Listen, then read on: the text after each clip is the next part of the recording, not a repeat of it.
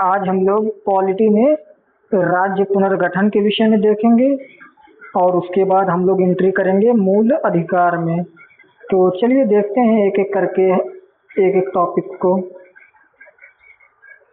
तो सबसे पहले है राज्य पुनर्गठन आयोग के विषय में।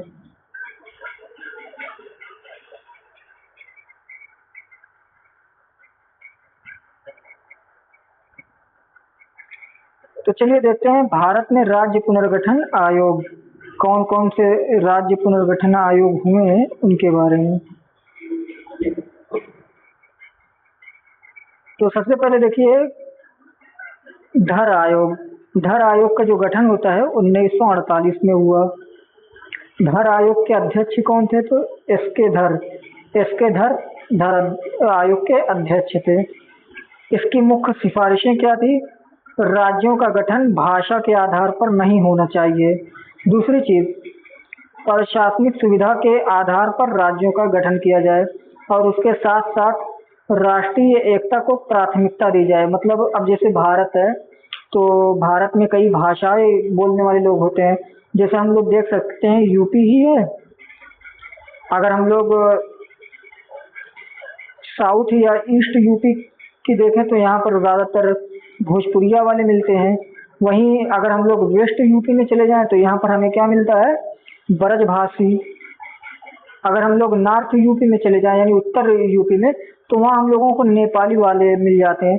तो एक ही राज्य में कई भाषा वाले लोग हैं। अगर भाषा को ही आधार बना लेते तो इससे हमारे देश में एक एक जिले कितने बड़े बड़े राज्य बनते। तो इसलिए एस के धर महोदय का कहना था कि देखिए जो राज्यों का पुनर्गठन होना है वो भाषा के आधार पर मत कीजिए, बल्कि राज्यों का जो पुनर्गठन करना है वो प्रशासनिक सुविधा और भारत की एकता को प्राथमिकता देकर कीजिए। आइए देखते हैं इसका परिणाम क्या होता है। तो देखिए इसके धर अध्यक्ष की जो धर आयोग होता है, धर आयोग की रिपोर्ट का परिणाम क्या होता है? तो जनता जो है इनकी रिपोर्ट से संतुष्ट नहीं होती। वहीं जो तेलुगु भाषी के लोग हैं वो अलग राज्य की मांग जारी रखते हैं और ऐसे में जो है आंध्र प्रदेश के एक स्वतंत्रता सेनानी पोट्टी श्री रामुलु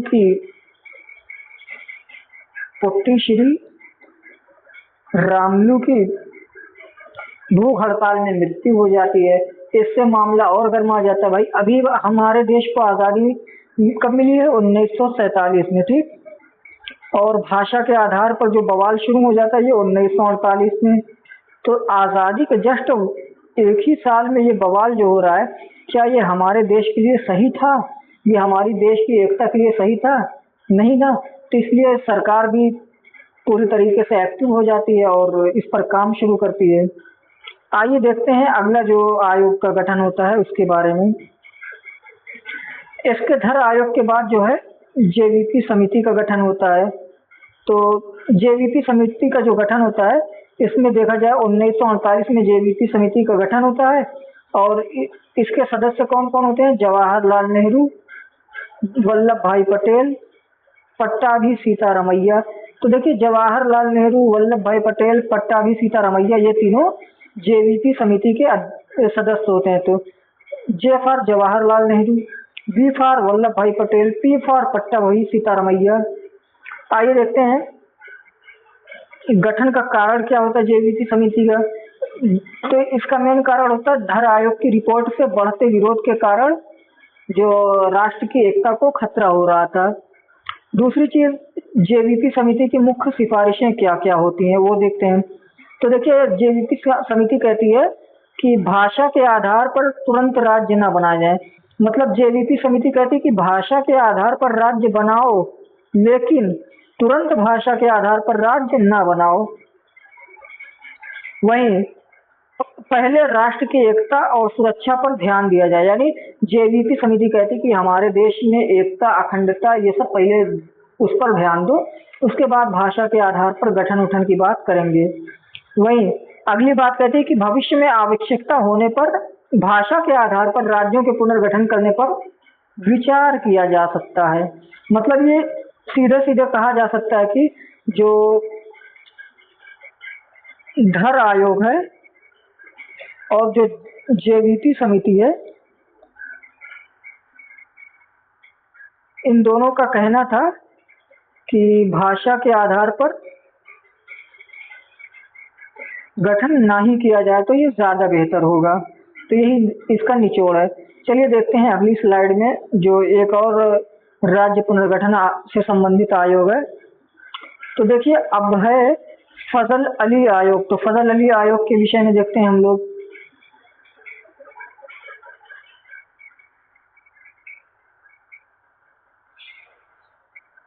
तो देखिए फजल अली आयोग 1953 में इसका जो है गठन होता है। ये भी जो है राज्य पुनर्गठन से संबंधित है। तो देखिए गठन का कारण क्या होता है। पहला होता है कि आंध्र प्रदेश की मांग, वही पोट्टी श्री रामुलु जी की मृत्यु, और उससे क्या हो गया कि भाषा के आधार पर राज्यों आंध्र प्रदेश का गठन किया जाए, इसकी मांग तेज हो जाती है।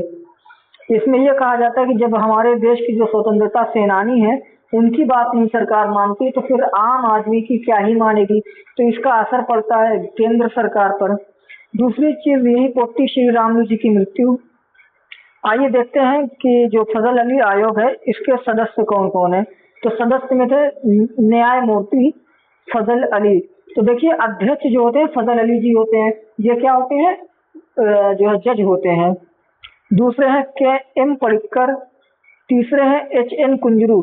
यानी फजल अली जो आयोग है ये 3 सदस्य वाला था। 3 सदस्य में एक अध्यक्ष थे और 2 अन्य सदस्य थे, जिसमें एक के एम पडिक्कर, दूसरे हृदयनाथ कुंजरू। दूसरी चीज अब देखते हैं फजल अली आयोग की मुख्य सिफारिशें कौन कौन सी थी। तो देखिए फजल अली आयोग की जो सिफारिशें थी उसमें था कि राज्यों का पुनर्गठन मुख्यतः भाषा के आधार पर ना किया जाए। यानी जो राज्य का पुनर्गठन है उसका आधार केवल भाषा ना हो। दूसरी चीज जो राज्यों का पुनर्गठन है उसके बारे में ये और भी बातें बताते हैं, एक एक देखते हैं।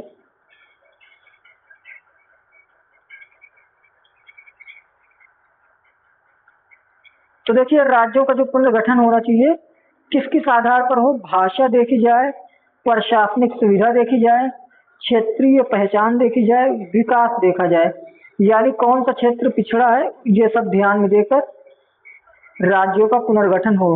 तो क्या क्या, पहली चीज है लैंग्वेज, दूसरी है एडमिनिस्ट्रेशन फैसिलिटी, और तीसरी क्षेत्रीय पहचान, चौथा विकास। यानी ये 4 आधार देखे जाएं। इसका निचोड़ हम ये कह सकते हैं कि एक राज्य एक भाषा ये सिद्धांत नहीं माना जाएगा। यानी एक राज्य एक भाषा, इस सिद्धांत को नकार दिया फजल अली आयोग ने भी। फजल अली आयोग का कहना था कि भाषा के आधार पर राज्यों का पुनर्गठन होगा, लेकिन केवल एक राज्य एक भाषा इस आधार पर किया जाए तो ये संभव नहीं है। अगर इस बात पर किया जाता तो आज जो हमारे देश में 28 राज्य हैं ये कहीं ना कहीं जाकर 800 राज्यों में टूट जाते हैं, क्योंकि भारत में कई भाषाएं हैं, कई सौ बोलियां हैं। तो इसलिए एक राज्य एक भाषा के आधार पर गठन ना हो। और भी इसकी जो सिफारिशें हैं वो सब देख लेते हैं हम लोग। फजल अली आयोग कहता है कि जो ABCD करके राज्यों की व्यवस्था की गई है इसे समाप्त कर दो। यानी राज्य पहले बटे थे A, B, C और D कैटेगरी में, तो कहा कि ये जितनी कैटेगरी है ना इसे समाप्त कर दो ABCD वाली। दूसरी चीज रिपोर्ट और कार्यान्वयन। तो देखिए जो फजल अली आयोग ये 1955 में अपनी रिपोर्ट सौंपता है और 1956 में ये रिपोर्ट लागू हो जाती है। फिर परिणाम क्या होता है कि राज्यों के पुनर्गठन के लिए अधिनियम आता है 1956 और इसके आधार पर 14 राज्य और 6 केंद्र शासित प्रदेश का गठन होता है। यानी टोटल 14 स्टेट और 6 यूटीज का गठन होता है राज्य पुनर्गठन अधिनियम के तहत। और पहला भाषाई जो राज्य बनता है वो आंध्र प्रदेश 1953 में तेलुगु भाषा के आधार पर बनाया जाता है। तो ये था हमारा आज का सफर राज्यों के पुनर्गठन से संबंधित। आई होप आप लोगों को समझ में आया होगा। अगर आपको ये वीडियो पसंद आ रही है तो इसे लाइक करें, शेयर करें और आपके जो भी सुझाव हैं वो कमेंट के थ्रू दें, ताकि हमें ज़्यादा से ज़्यादा मोटिवेशन मिल सके और हम आपके लिए इसी तरह useful video, useful content provide कर सकें। Thank you, best of luck.